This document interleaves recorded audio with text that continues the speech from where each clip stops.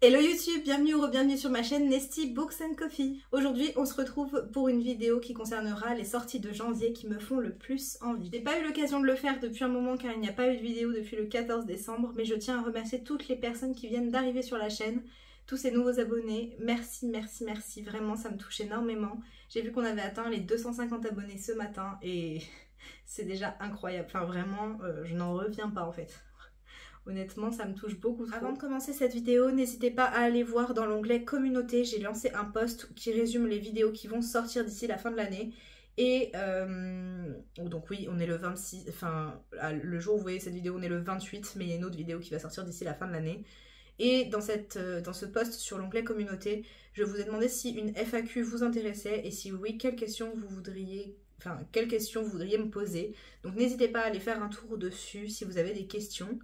S'il y a beaucoup de questions, pourquoi pas en faire une vidéo, et sinon j'y répondrai par post Instagram je pense. En tout cas n'hésitez pas, vraiment je suis ouverte à la discussion.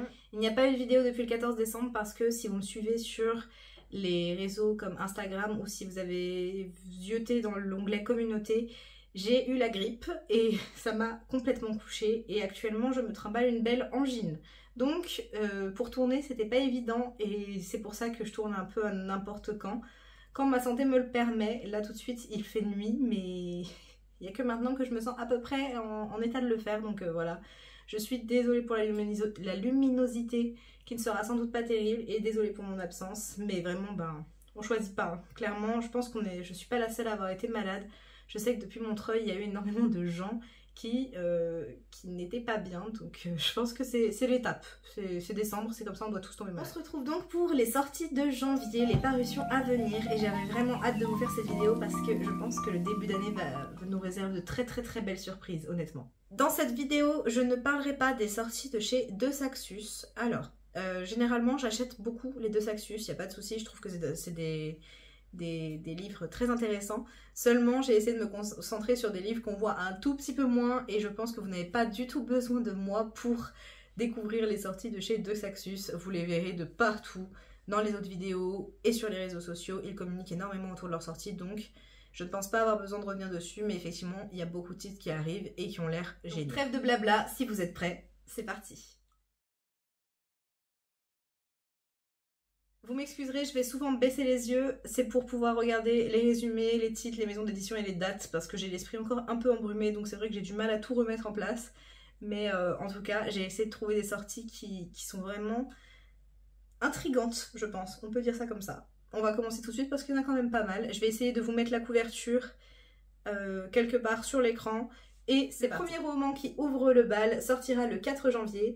Je vous présente donc C'est Quand la vraie vie de Claire Renaud qui sortira chez Sarbacane. Je vais régulièrement lire les résumés des livres qui m'intéressent parce que sinon je ne pense pas pouvoir tous vous les présenter.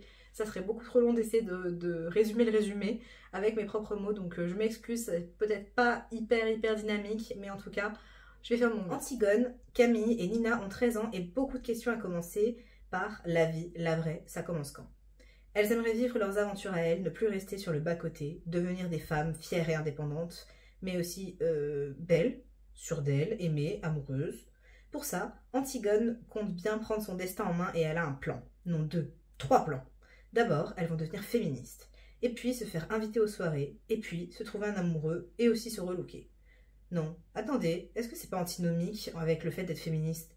Mince, et puis voilà soudain un drame familial à régler.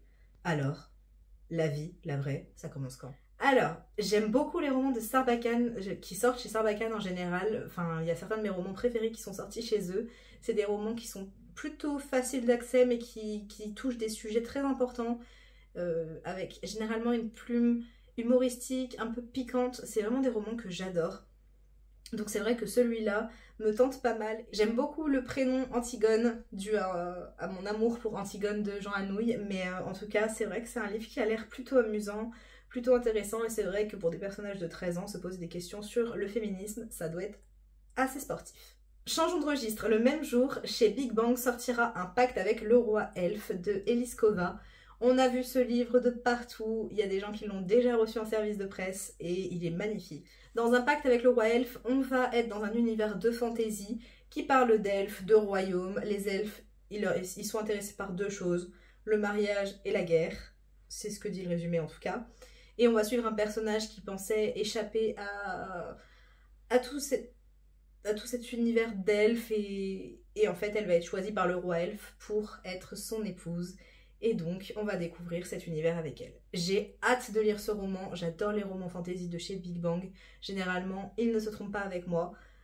En tout cas ça marche plutôt bien, donc hâte de voir ça. Et franchement la couverture est vraiment très chouette. Le 5 janvier, chez Nathan sortira Les 12 d'Aritsar de Jordan Ifueko. J'espère que je prononce bien, honnêtement je m'en excuse si c'est pas le cas. Je voulais le résumer tout de suite. Elle était née pour le tuer, elle a promis de le protéger. L'empereur d'Aritsar gouverne avec 11 conseillers, tous reliés entre eux par le pouvoir du rayon. Grâce au rayon, ils sont unis comme des âmes sœurs et personne ne peut tuer l'empereur, à part un de ses conseillers. La jeune Tarisai a grandi dans un palais isolé, loin de la capitale, élevée par une mère mystérieuse. À 11 ans, elle est envoyée à la sélection des conseillers du jeune prince Dayo. Au moment de partir, sa mère l'oblige, par un vœu magique, à une mission tout autre. Elle devra gagner l'amitié de Dayo, puis le tuer. Tarisai ne veut pas attendre que la malédiction de sa mère s'accomplisse. Elle ne veut pas être l'instrument de personne. Mais voilà qu'à 16 ans, le temps lui est compté. Son lien avec le prince est plus solide que jamais. Sera-t-elle assez forte pour suivre son propre chemin? Alors, on est ici dans un univers pareil de fantasy qui a l'air plutôt intéressant avec des pactes mortels. Ça me rappelle un peu le serment inviolable d'Harry Potter, honnêtement, j'ai pensé à ça tout de suite. Oui, clairement. Harry Potter, de toute façon, ça hante un petit peu mon esprit généralement. Et on est ici sur une histoire qui a l'air quand même assez intéressante. J'aime beaucoup l'idée d'émancipation alors qu'on a une mission qui nous a été donnée par nos parents. Ça me rappelle aussi un petit peu The Book of Ivy, je sais pas si... Alors c'est un autre univers, on est dans de la dystopie, ici on est dans de la fantasy, mais pareil, dans The Book of Ivy, Ivy devait tuer quelqu'un et finalement, en l'apprenant à le connaître, elle a plus trop envie de le tuer. Donc voilà, c'est le genre d'histoire qui fonctionne plutôt bien avec moi, donc j'ai hâte de voir ça. J'ai hâte de voir le système de magie aussi, parce que c'est vrai que dans la fantasy, c'est ce que je préfère, le découvrir vraiment. Le système de magie et l'univers, comment il a été construit, les tenants, les aboutissants, les enjeux, enfin j'adore ça, donc hâte de voir ça. Le 11 janvier sortira Une magie teintée de poison, le tome 1 de Judy E. Lin chez Hugo Stardust. Donc je vous laisse la couverture juste ici, elle est magnifique, vraiment. Je trouve ce roman magnifique, je sais que c'est la même couverture qu'en anglais il me semble, donc j'adore. Et ici, je vais vous lire seulement les quelques phrases qui ouvrent le résumé parce que je veux pas trop en savoir. Pour sauver sa sœur, Ning devra gagner la compétition de préparation du thé, déjouer les pièges de la cour et des concurrents prêts à tout pour la devancer. Alors, oui, je m'arrête à ces petites phrases-là parce que je trouve que ça a l'air super intéressant. On a une compétition de préparation de thé, donc je suppose que le thé a beaucoup plus d'importance qu'un simple thé comme je peux en boire juste ici. Et vraiment, ça a l'air... très mystérieux. Hugo Stardust, je n'ai lu encore aucune de leurs parutions. Je sais que j'étais intéressée par Girl Serpentine Town, mais j'ai vu des retours tellement mitigés que j'ai pas osé trop me lancer. Je sais qu'ils avaient sorti un livre, donc c'est La Reine des Ombres de Tricia Levenseller, qui avait l'air bien, mais pareil, j'ai eu les retours les plus... Enfin, j'ai vu beaucoup de retours mitigés.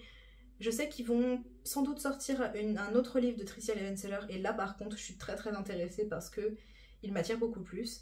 Mais en tout cas, concernant Une magie teintée de poison, j'essaierai, je pense, de lire au moins le tome 1 de cette nouvelle saga, découvrir c'est quoi cette histoire de thé, et puis on verra. Si ça me plaît, je me lancerai dans la saga, mais sinon, on abandonnera. Mais en tout cas, pour l'instant, plutôt intriguée. Le 11 janvier sortira également Sirem et l'oiseau maudit de Yasmine Djebel chez Rajo. Depuis la fin de la guerre des astres, Sirem travaille avec son père adoptif, Ziri, dans la bibliothèque de la cité d'Afra. Quand Ziri est victime d'un attentat, Sirem doit affronter les fantômes de son passé et le pouvoir autoritaire des veilleurs, adorateurs du soleil. Esselée, elle pactise avec Tanit, une femme transformée en faucon par un sortilège. Mais peut-elle vraiment faire confiance à l'oiseau maudit? Qui est-il vraiment et quels sont ses secrets? La mystérieuse prophétie d'une voyante va lancer Sirem et l'oiseau dans une quête périlleuse où la lumière incertaine de la lune, la magie peut rêver. Ou à la lumière incertaine de la lune, la magie peut revêtir des formes inattendues. On est ici toujours sur de la fantaisie avec une magie qui s'inspire des astres, donc la lune, le soleil, quelque chose de très céleste, et ça a l'air franchement hyper intriguant. Je vous avoue que la couverture, j'avais lu le résumé, je trouvais ça déjà intéressant, mais la couverture a fini de me convaincre. Elle est juste magnifique. Je vous présente tous ces livres. Évidemment, je ne les achèterai pas tous. Je n'en achèterai peut-être même aucun. En tout cas, pas tout de suite. C'est vraiment des sorties qui me font envie. Certains finiront effectivement dans ma bibliothèque, mais vous découvrirez ça en février pour le book haul de janvier. Mais généralement, là j'ai vraiment fait un groupement des sorties les plus intéressantes. Après, est-ce que je vais craquer ou pas? Ah, seul l'avenir nous le dira. J'aimerais bien essayer de me calmer un peu parce que vous pouvez constater que ma pile à lire est énorme.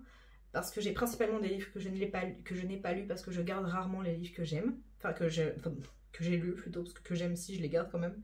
Mais il y a principalement de la pile à lire là derrière. Donc on verra ça. Et puis j'ai quelques projets où il va falloir quand même que j'économise. Ça concerne toujours les livres, mais on en parlera dans une autre vidéo. Enfin, le 11 janvier, et celui-là c'est sûr que je me le prendrai, alors sans doute pas en papier mais en e-book. Et il s'agit de À tout jamais de Colleen Hoover qui sortira chez Hugo. Et on est sur la suite de Jamais plus, donc un roman de Colleen Hoover également, que j'avais adoré, qui parle de relations toxiques. Et on est ici sur la suite de cette romance. Alors pas la romance toxique, mais je vous laisse lire Jamais plus pour comprendre. Et en tout cas j'ai juste trop hâte, mais vraiment trop hâte de retrouver ces personnages que j'avais adorés dans le premier tome. Je sais pas si vous l'entendez, je bégaye, je réfléchis, je ne trouve pas mes mots. Vraiment je pense que je suis encore malade, mais c'est soit on supporte ça et je m'en excuse, soit je tourne jamais en fait. Je suis tellement à l'ouest. Désolée. Le 12 janvier sortira chez PKJ Sillage de Joanne Richoux. On est ici sur une réécriture du parfum de Sunskind. Je ne sais pas prononcer ce nom, j'en suis navrée. Et je n'ai pas vraiment lu le résumé, d'ailleurs je n'ai même pas lu le parfum. Je fais simplement confiance. Alors certes à la couverture qui est sublime, oui je suis quelqu'un de très superficiel, mais surtout à l'autrice que j'avais découvert dans Toffee Darling, publié chez Sarbacane dans la collection Exprime, et que j'avais surkiffé. C'est vraiment... j'avais adoré et je sais pas, j'ai un pressentiment, ce livre sera une pépite. Donc vous retenez Sillage de Joanne Richoux. J'espère que je dis pas une connerie, ça se trouve ça sera super nul. Enfin nul, pas à mon goût. Évidemment, aucun livre n'est nul, enfin je pense. Bref, c'est un autre débat. Mais en tout cas, super hâte de découvrir cette sortie de chez PKJ. Le 12 janvier, toujours, sortira chez Scrineo Une promesse de givre de Marine Sivan. Le résumé nous dit « Un récit d'aventure qui vous plonge au cœur de la taïga et de ses mythes, où chaque jour est une lutte pour sa survie.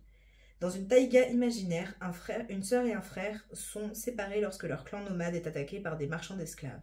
Elle, égarée après avoir fui, cherche à survivre dans les immensités glacées. Lui, soumis à l'emprise du meneur des esclavagistes, cherche à protéger son identité qu'on voudrait mettre en pièces. Ils ont promis de se retrouver, mais le pourront-ils? Et au bout des épreuves et des sacrifices, le voudront-ils encore? Je trouve... Alors, je ne sais pas ce que c'est une taïga, faut que je me renseigne. Si je trouve, je vous mettrai la définition en bas de l'écran, parce que je pense que c'est important quand même. Mais je suis hyper intéressée, enfin hyper intriguée par ce résumé. Donc déjà Scrineo, depuis que j'ai rencontré l'équipe et certains des auteurs dont Aurélie Wallenstein, j'ai vraiment envie d'en savoir plus sur cette maison d'édition. Parce que je trouve qu'ils ont des livres qui ont l'air hyper intéressants. Et celui-là en fait partie, donc je me le rajoute dans un coin de ma tête. Mais en tout cas, ça a l'air pas mal. J'aime beaucoup l'idée d'un frère et une sœur séparés et cette idée de si on se retrouve alors qu'on l'a toujours voulu, avec le temps qui passe, est-ce que c'est toujours ce qu'on veut vraiment en fait? Petite pause, mon chien a décidé de se balader. Qu'est-ce qui se passe ma fille? Qu'est-ce qui se passe? Tu dis coucou à la caméra? Tu dis coucou à la caméra? Oui, ça va maman? Je continuerai bien la vidéo comme ça, mais ça risque d'être un petit peu compliqué. Donc, je vais la reposer, ma cherinette. Tu dis au revoir? Oui.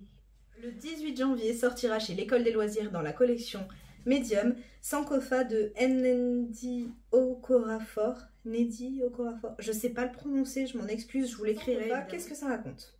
Lorsqu'elle était encore enfant, Fatima a reçu la visite de la mort et elle a tout perdu. Son village, sa famille et jusqu'à son nom, devenu Sankofa. Son seul trésor était une boîte contenant une graine au pouvoir mystérieux, mais on l'en a dépouillée. À présent crainte et respectée comme le sont ceux qui ont une connaissance intime de la mort, Sankofa erre sur la terre d'Afrique, accompagné de son renard Movenpick à la recherche de ce qui a disparu et de ce qui l'attend. Ce résumé, qu'est-ce qu'il nous dit? Que la mort est un personnage qui à part entière, donc on est sur une allégorie de la mort qui est plutôt intrigante. On est sur sans doute une fantaisie, quoique je ne sais pas. Mais je pencherais sur une fantaisie avec un folklore africain et, j'avais pas remarqué, mais il y a un renard dans l'histoire. Oui, les animaux, oui. Ça me convainc tout à fait. J'espère juste qu'ils ne meurent pas. Parce que les animaux qui meurent, non. Non, je suis pas venue... Je suis pas là pour souffrir. Mais en tout cas, ça a l'air hyper intéressant. J'adore la collection Medium de chez l'École des Loisirs. Généralement, j'aime beaucoup leur parution, donc hâte de découvrir. Toujours le 18 janvier sortira chez Bayard Twin Crowns de Catherine Doyle. Et là, je ne vous fais même pas de résumé parce que je crois que c'est le livre qu'on a le plus vu passer dans les vidéos sorties de janvier. Beaucoup d'influenceurs ont reçu un coffret presse absolument magnifique. Il y a énormément de communication autour de ce titre. On est sur une jeune fille sur des jumelles. Une qui est élevée pour prendre le trône, l'autre qui est élevée pour rétablir la magie. Elles sont plus ou moins ennemies. Comme je vous l'ai dit, moi, les frères et sœurs ou les sœurs et sœurs qui se prennent la tête... non, pas qui se prennent la tête. Je suis fatiguée, vraiment, excusez-moi, je dis n'importe quoi dans cette vidéo, c'est incroyable. Mais en tout cas, je suis très intriguée. J'aime beaucoup ce genre de plot, donc ouais, hâte de découvrir ça. En janvier sortira le tome 2 des Royaumes Immobiles, le règne des chimères de Ariel Holz chez Slalom. Le tome 1, La princesse sans visage, avait été un livre que j'avais énormément aimé. Je trouvais qu'il y avait un potentiel de dingue et du coup j'avais vraiment hâte de découvrir le tome 2 et découvrir davantage cet univers. Donc le tome 2 a été annoncé, j'ai vraiment super hâte et celui-là par contre fera partie de mes achats de janvier, c'est sûr. Et enfin le 19 janvier sortira De Lune et de Sang de Erin Beatty chez Lumen. Je vous mets la couverture juste ici. Je sais que c'est une parution qui m'intéresse énormément. Cependant, je ne sais absolument plus de quoi ça parle et je ne veux pas relire le résumé.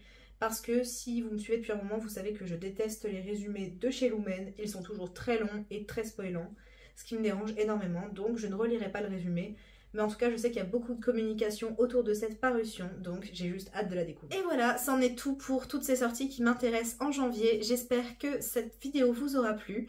N'hésitez pas à me dire en commentaire quelles sont les sorties que vous attendez majoritairement. S'il y en a certaines que vous ne connaissiez pas, mais finalement elles vous font de l'œil, n'hésitez pas en tout cas à venir échanger avec moi, ça me fera super plaisir. Bien qu'on ne se soit pas vu depuis un petit moment, j'ai décidé de faire effectivement 2 vidéos par semaine. Vous trouverez donc une vidéo sur ma chaîne le mercredi à 16 h et le samedi à midi. Je vais essayer au maximum de tenir ce rythme-là. Je pense que ça devrait pouvoir se faire. J'avais mis un sondage sur Instagram pour essayer de voir qu'est-ce qui vous plairait le plus. N'hésitez pas à me rejoindre sur Instagram. Généralement, c'est là où je demande le plus conseil à mes abonnés, à mes petits abonnés que j'adore.